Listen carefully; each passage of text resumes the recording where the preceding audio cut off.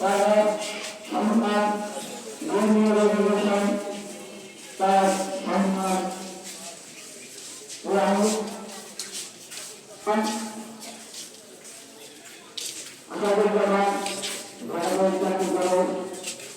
সন্তান তৈরি করেছে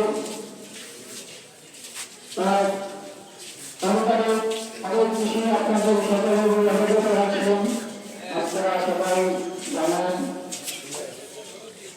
দীর্ঘদিন অসুস্থ ছিলেন, অসুস্থ থাকার তাদের চিকিৎসাপত্রে অনেক টাকা পয়সা খরচ হয়ে গেছে।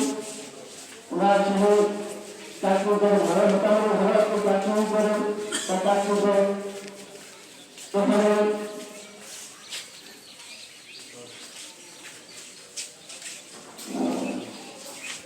তার এই রাজনীতি কার্যক্রম ছিল।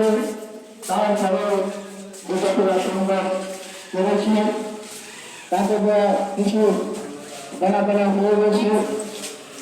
তার এই বিধানের মুহূর্তে যদি তাদের সম্ভব হয় মাফ করে দেবেন, আর যারা মাফ করতে না পারবেন তার পরিবারের সাথে আমাদের সাথে যোগাযোগ করবেন। আমরা আপনাদের যে পাওনাটা আছে সেটা আমরা